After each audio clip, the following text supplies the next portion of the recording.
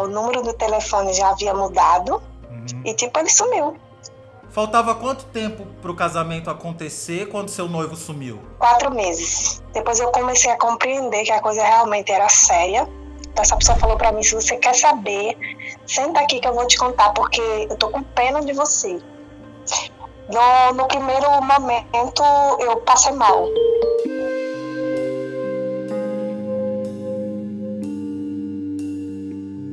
Faltando 4 meses pro casamento, tudo comprado já, o noivo da Maria simplesmente sumiu. Quando eu tô falando sumir, é sumir mesmo. Até que um dia a Maria descobriu o verdadeiro motivo do noivo ter sumido. O que você faria no lugar da Maria?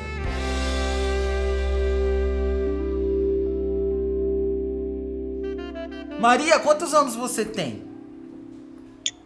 Eu tô com 30, vou fazer 35. Faltava quanto tempo pro casamento acontecer quando seu noivo sumiu? 4 meses. Ele sumiu do nada? Tipo, do nada. A gente teve uma discussão besta por um motivo muito bobo. E ele chegou simplesmente e disse que eu estava errada, que eu precisava rever meus conceitos, e até aí tudo bem. Só que no outro dia, na portaria do prédio que ele morava, eu já não tinha mais autorização para entrar, o número do telefone já havia mudado, e tipo, ele sumiu. Sumiu, tipo, sumiu no mundo. Vocês estavam noivos há quanto tempo já? 2 anos e meio. Então vocês já conheciam família um do outro, todas essas coisas? Sim, já estava tudo comprado, casamento, os móveis já estavam na minha casa, eu conhecia a família dele me conhecia, só que a família dele morava no interior. Então ele morava aqui praticamente sozinho, ele e alguns parentes, mas mãe, pai, morava no interior. Mas mesmo assim todo mundo se conhecia, já estava tudo certo. Tava tudo comprado, vocês compraram móveis, estavam na sua casa, vocês já tinham lugar para morar? Isso, exatamente, tudo certo. E quando ele sumiu, você não procurou a família dele? No primeiro instante, na primeira semana que ele sumiu, eu achei que fosse por raiva, né? Então eu deixei.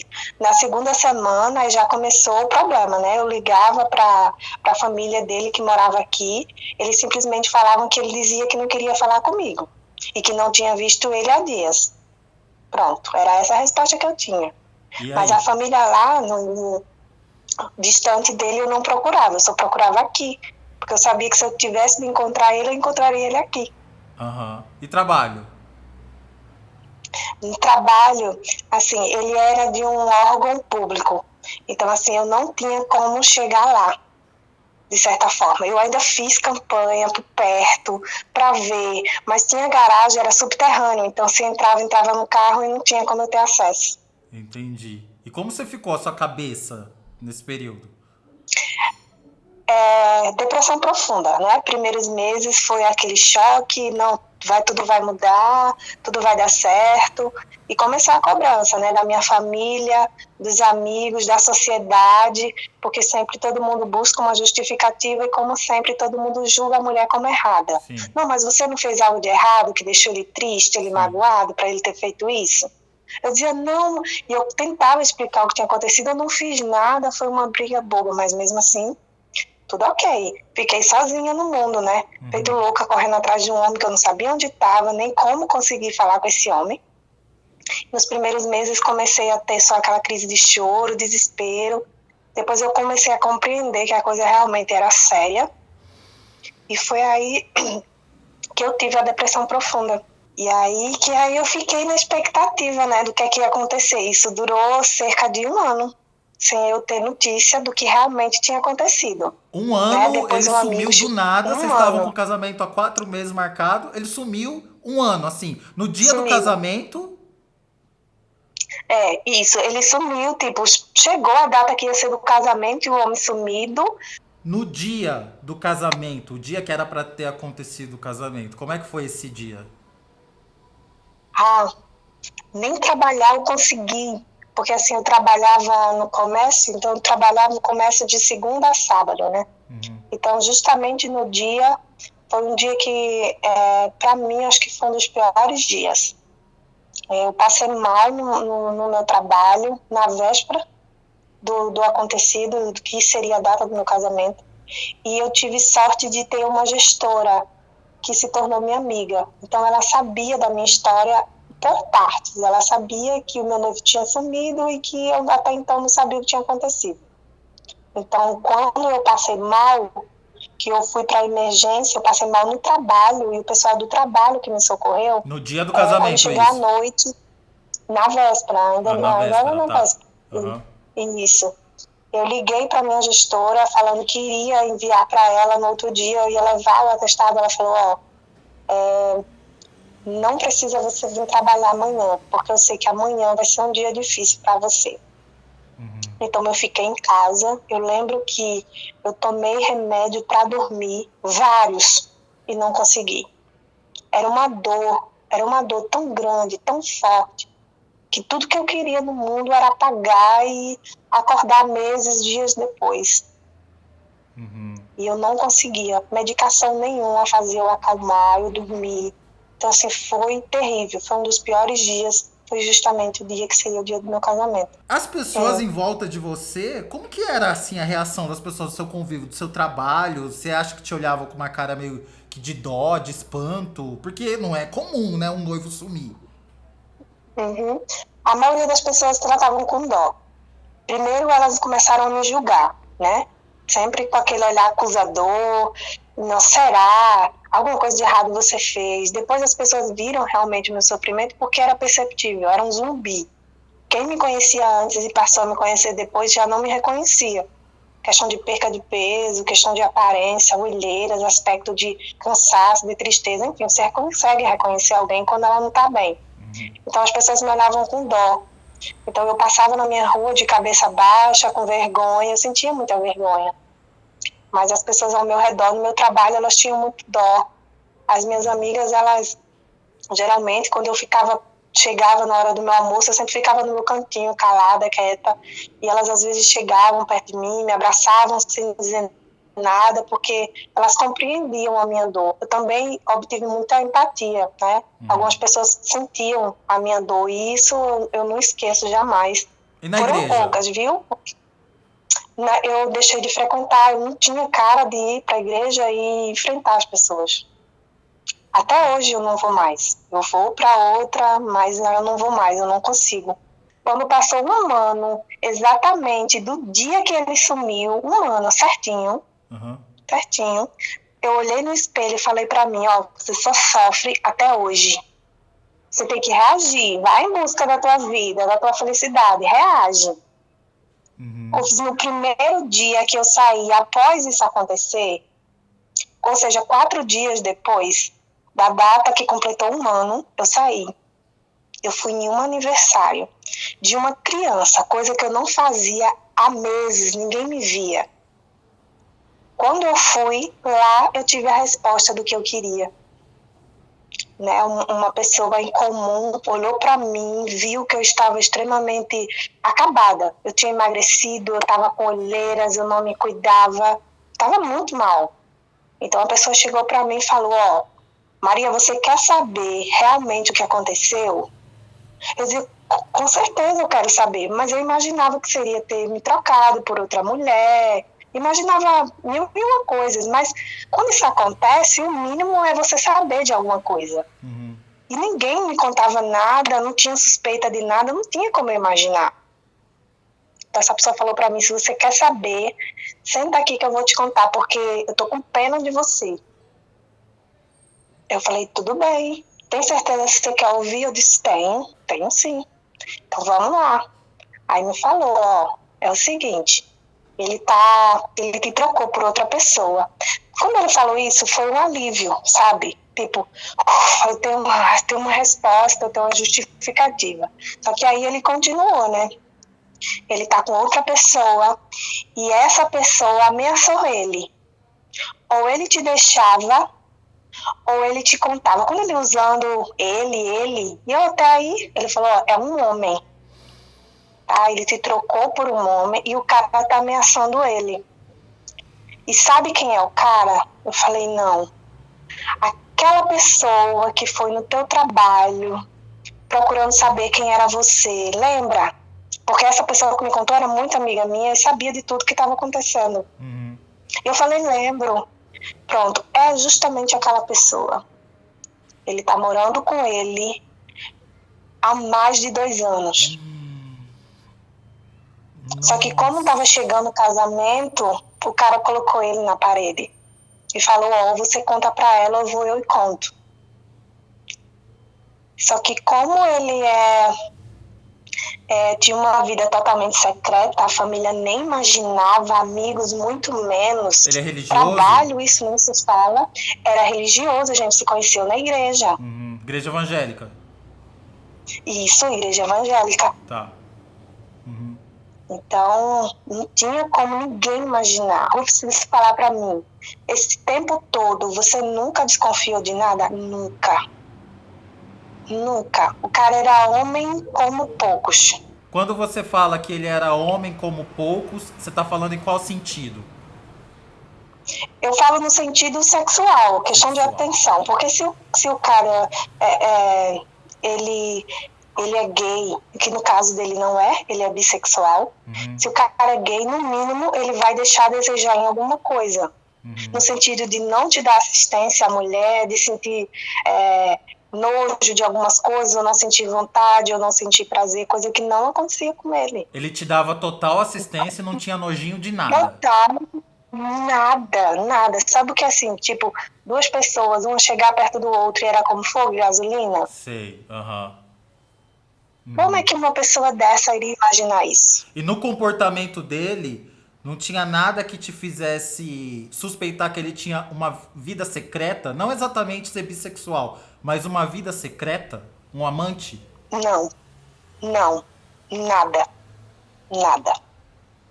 Até porque a gente trabalhava relativamente perto, a gente fazia faculdade, a mesma faculdade, só que em prédios diferentes.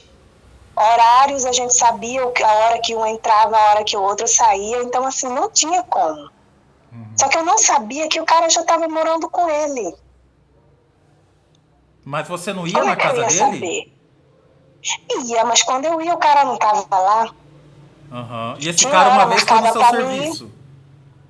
Foi no meu serviço. Como é que foi Me isso? conhecer. Ele chegou lá e procurou saber quem era, Maria, e a pessoa falou, é a cara dali. Ele falou, muito prazer, queria muito te conhecer, eu sou amigo do seu noivo, e ele me pediu para te deixar isso aqui para você. Me deixou uma lembrança, você acredita, Ruf? Só que era mentira. Que Ele tinha vagabundo. levado a lembrança por ele próprio, porque ele queria me ver. Vagabundo. Esse homem infernizou a minha vida.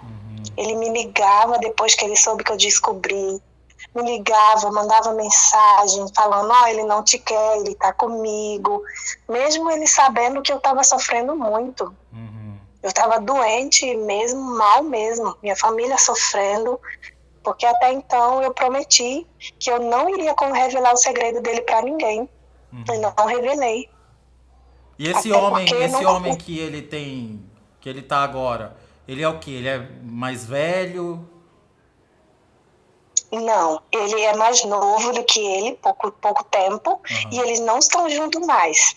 Depois que ele fez tudo isso, ele se sentiu extremamente culpado e deixou o cara.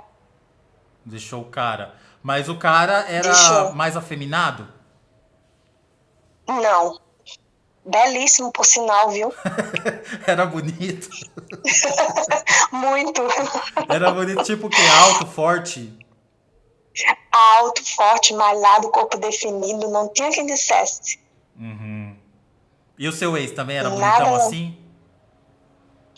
Era bonitão, mas tá acabadíssimo. Meio acabado. Que alegria. Que alegria. Mas era bonito, sim, era chamativo. Era alto, tinha presença. Onde ele passava, todo mundo olhava. Porque ele tinha muita presença. Não tem a mínima possibilidade do seu ex estava sendo sustentado por aquele cara. Não, não. Aliás, eu acho que era justamente ao contrário, porque meu ex tinha bem condição financeira. Ah, entendi. Tá, aham. E qual foi sua reação a hora que a sua amiga te contou? O que você fez? No primeiro momento, eu passei mal. Eu quase que desmaiei, fui amparada por pessoas que estavam próximas, que já sabiam como é que eu estava sendo meus dias, porque, tipo, eu passava 5 dias em casa, um dia eu estava na emergência desmaiada porque eu não comia e nem dormia. Então, assim, minha família já não aguentava mais, estava me socorrendo o tempo todo. Então, para ele, seria só mais um.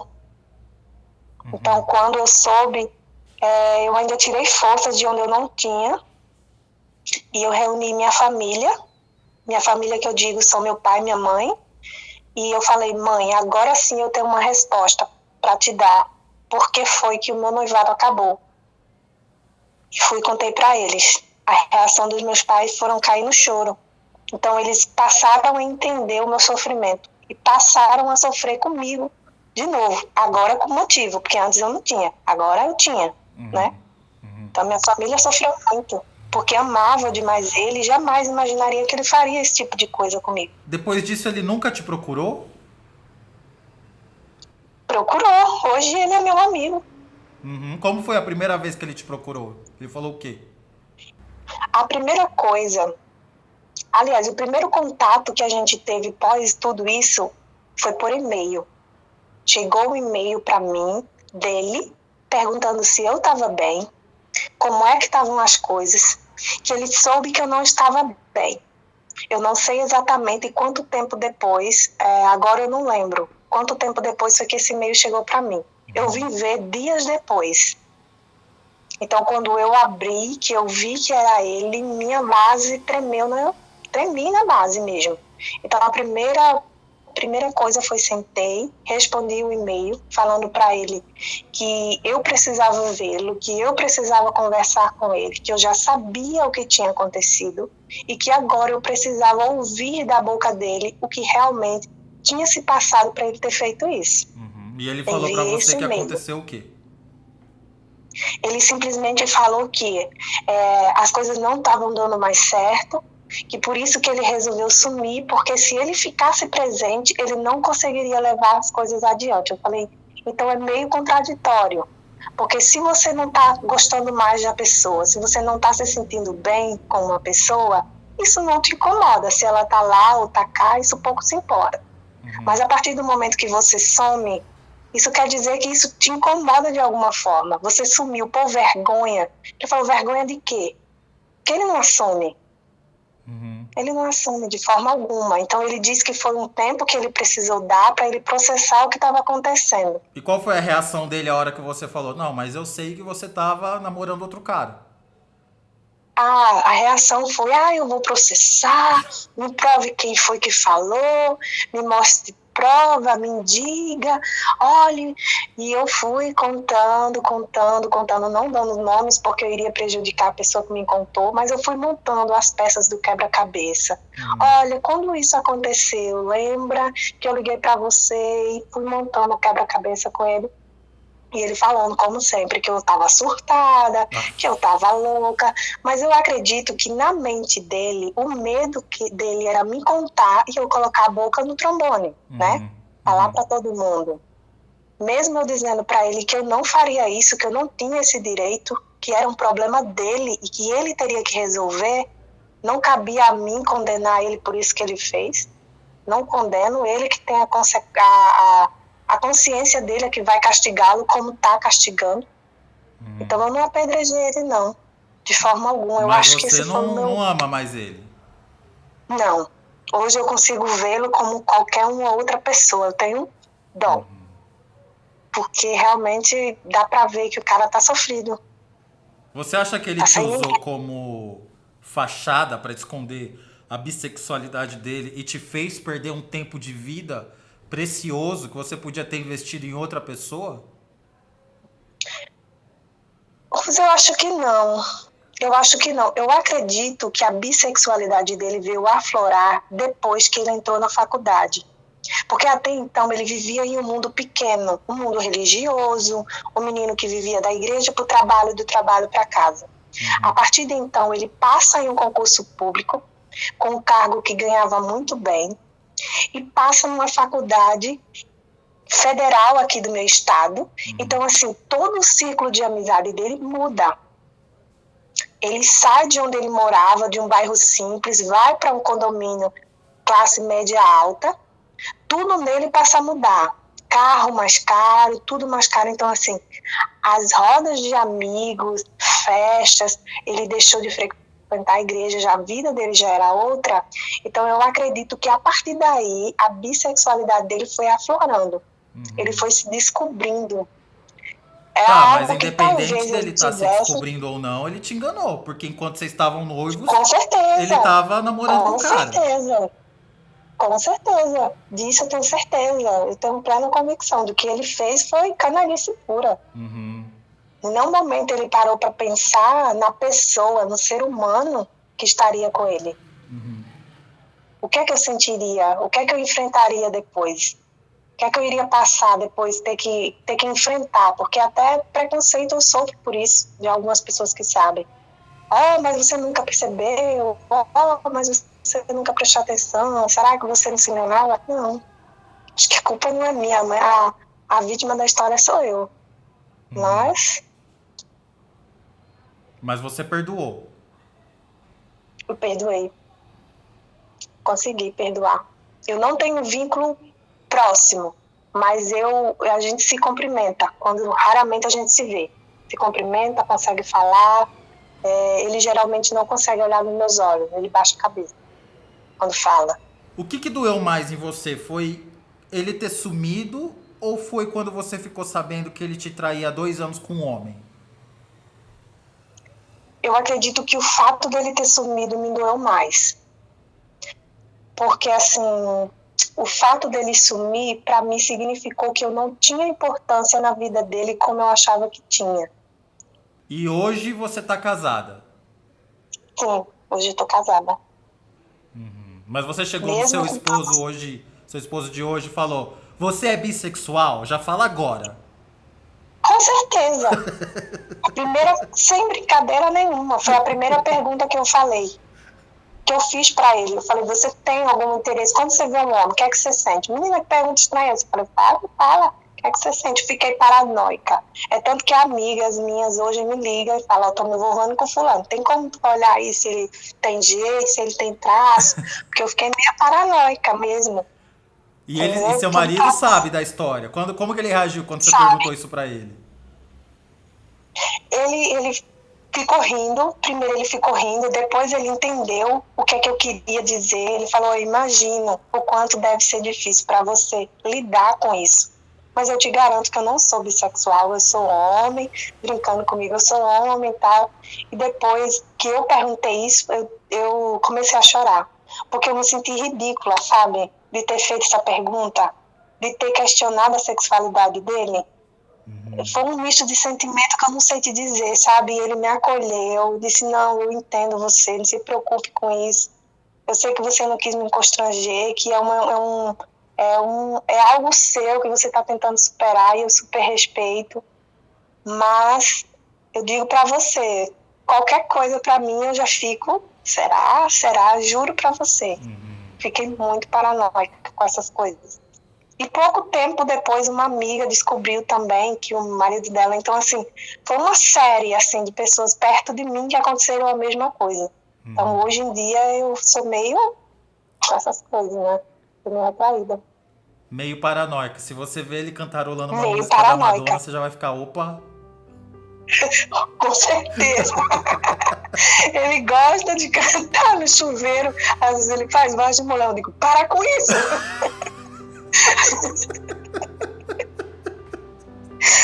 Minha filha, não tô fazendo nada, mas eu não gosto. Olha, gata, se não for Madonna, tudo bem, mas se for Madonna, tem alguma coisa. Alguma coisa tem.